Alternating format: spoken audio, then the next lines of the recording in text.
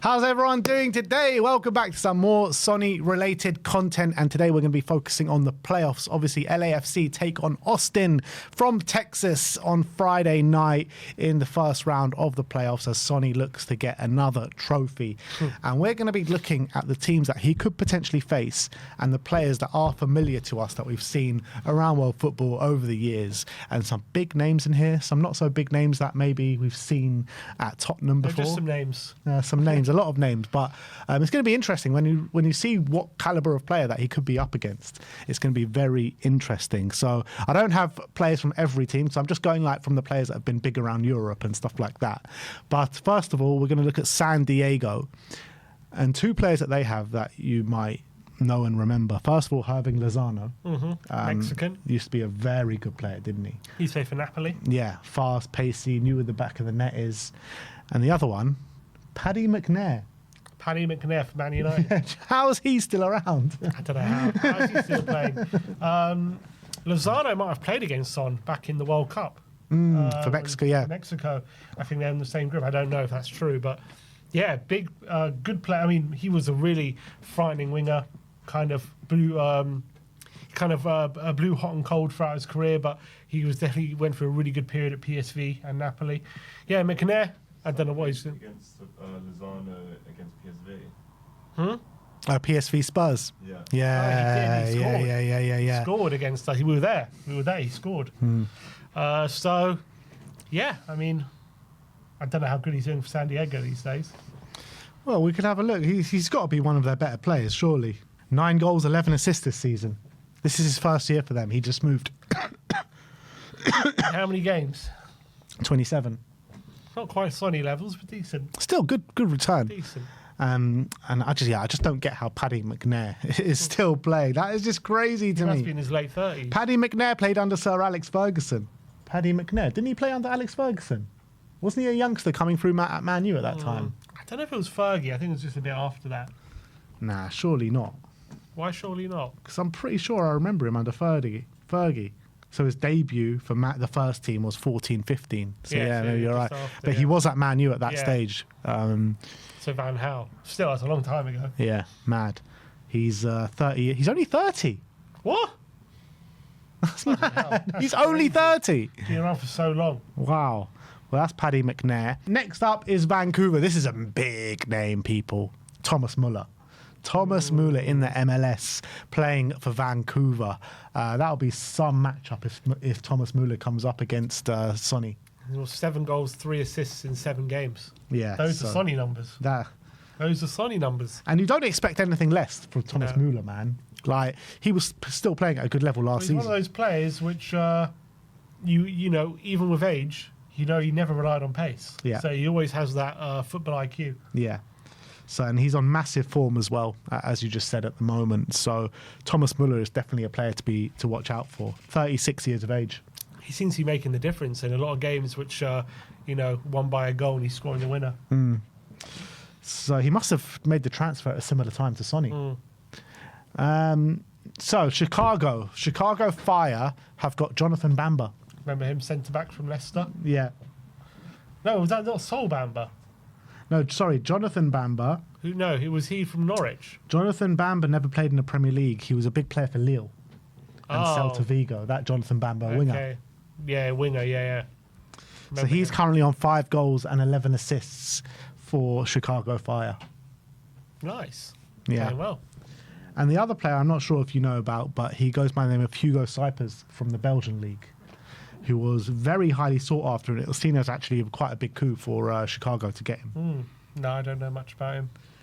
So in the Belgian league, in the season before he left, he got 27 goals and 8 assists in one season in 39 games. How old is he? He's 28. So it was seen as like quite a big, because he was actually linked after that season to a Premier League move, and he ended up waiting a season, then going to the MLS. How many of these teams are on Sonny's side of the draw? That's a good question. I'm not 100% sure.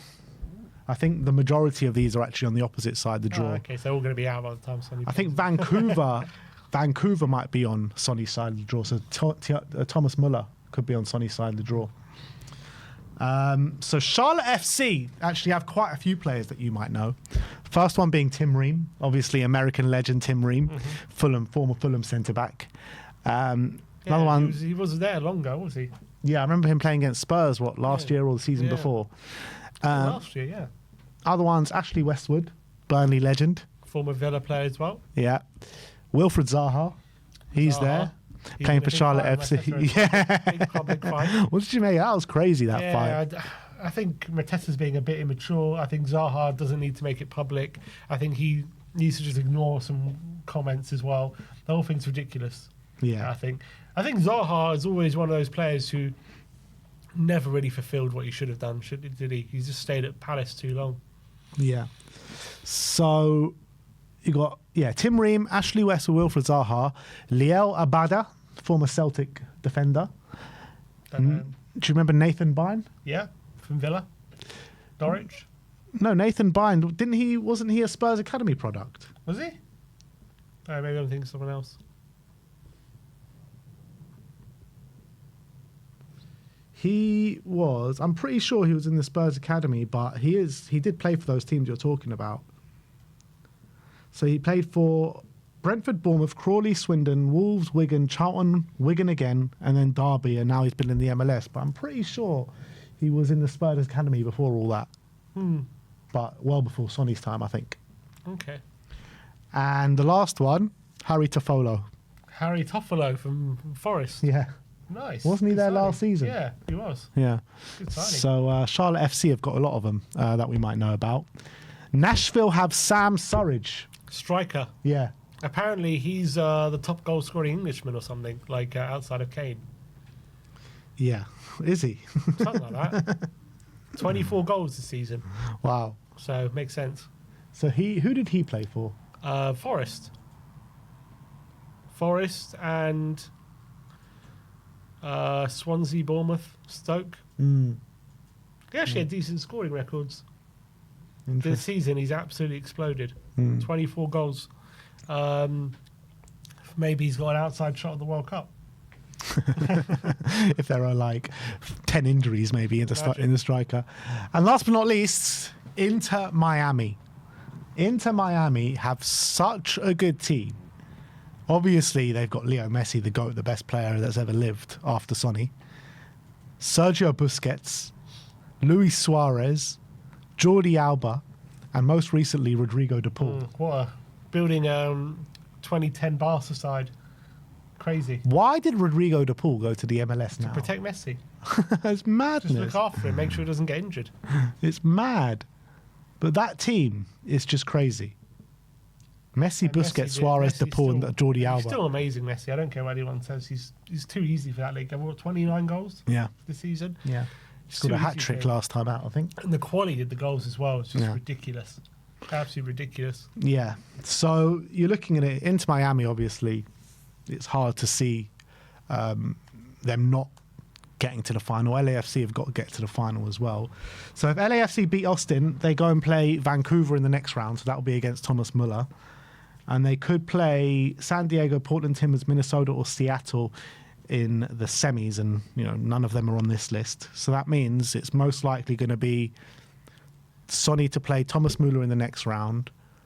And then Messi, Busquets, Suarez, De Paul, and Alba in the final. Oh, what a final that would be. A go-off. That is going to be one hell of a final. They're going to get there, surely. I don't know. They've lost a few games. You can't take anything for granted. Since Sonny's really got going, they haven't lost. I'm talking about Miami. Oh, Miami? Have they? I think they've lost a few games as well. But the thing is with Miami, Messi misses a lot of games. Exactly, yeah. And they only lose when I think he misses games. So Miami are definitely going to get to the final, in my opinion. I'm looking at how they've lost. They've lost 5-3 to Chicago Fire, but that's their last loss since mid-September. They lost then, and then they hadn't lost since August. So, they're not losing that regularly. They hardly ever lose, to be honest. I think you just can't take anything for granted in the MLS.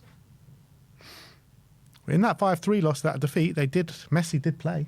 They played Messi and Suarez up front. Suarez scored 2, Messi got nothing. And they lost the game 5-3. Messi must be thinking, like, how am I losing a game to Chicago 5-3? But yeah, that is it. That is the players that Sonny could come up against in the upcoming playoffs. Obviously, first leg is Austin. It's best out of 3. So if LAFC win the first game and Austin win the second game, there's going to be a third game as a playoff. And it's no extra time, just go straight to penalties. Every game is its own game in its right. So obviously we'll be watching the game, bringing you content for each and every game. But let us know your thoughts on coming up against Thomas Müller in the next round of the playoffs. But let's get past Austin first. One step at a time. Yeah. One step at a time. But can we beat Messi in the final? Can we beat Messi in the final? Let us know in the comment section below, guys. Thank you for joining us today.